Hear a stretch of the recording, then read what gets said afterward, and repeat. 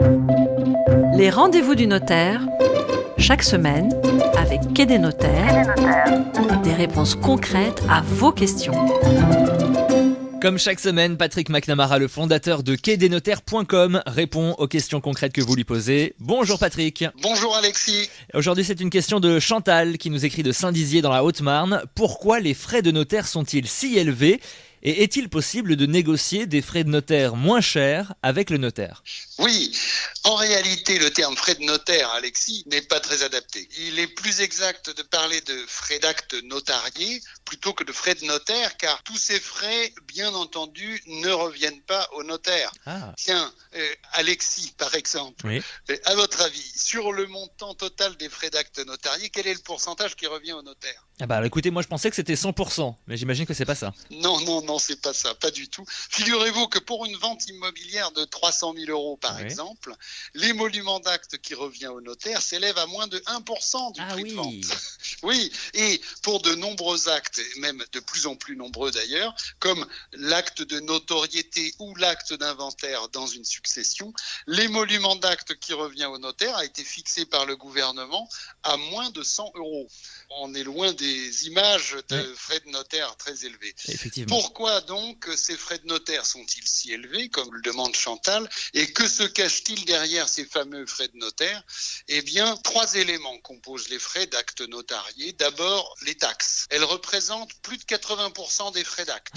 2 types de taxes sont versées à l'État. Les droits d'enregistrement, qu'on appelle également droits de mutation, qui sont proportionnels au prix de vente et que le notaire verse à l'État au moment de la publication de l'acte de vente au service des hypothèques, au service de la publicité foncière. C'est le nouveau nom du service qui gère le fichier immobilier. D'accord. Et ensuite, en plus des droits de mutation, il y a ce qu'on appelle la contribution de sécurité immobilière. Donc, un premier bloc d'abord, ce sont les taxes et ça représente plus de 80% de ces fameux frais d'acte notariés. Deuxièmement, les débours.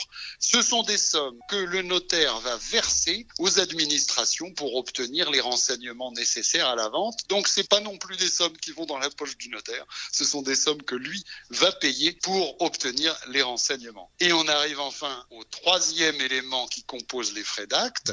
Ce sont les émoluments. Pourquoi on appelle ça émoluments ? Parce qu'ils sont fixés par le gouvernement dans le tarif des notaires. Et les émoluments, il y a 2 types d'émoluments. L'émolument d'acte pour rémunérer la rédaction et la conservation de l'acte et les émoluments de formalité pour rémunérer les travaux nécessaires à l'accomplissement des formalités. Donc vous voyez, Alexis, que dans ce qu'on appelle improprement les frais de notaire, il y a finalement 3 éléments, les taxes, les débours et les émoluments du notaire, et que les émoluments du notaire, en tout cas les émoluments d'acte, avoisinent les 1% du prix de vente. Alors pour reprendre, Patrick, la question de Chantal de Saint-Dizier, est-ce qu'il est possible de négocier des frais de notaire moins chers avec le notaire ? Alors malheureusement, Chantal, pour tous les actes qui sont régis par le tarif des notaires, c'est-à-dire qui sont fixés par le gouvernement, il n'est pas possible de négocier. Le tarif du notaire est le même, quel que soit le notaire, qu'il soit notaire à Paris ou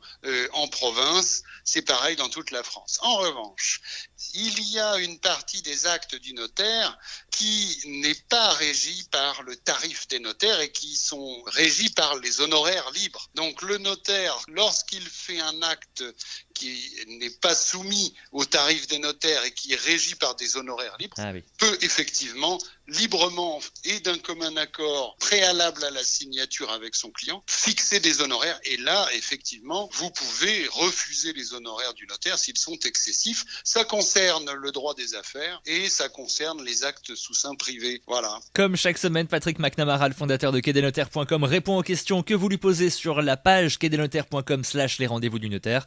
Merci Patrick, c'était très clair, on a appris beaucoup de choses. Bonne semaine et à la semaine prochaine. Merci Alexis, à la semaine prochaine. Les rendez-vous du notaire, chaque semaine, avec Quai des notaires, des réponses concrètes à vos questions.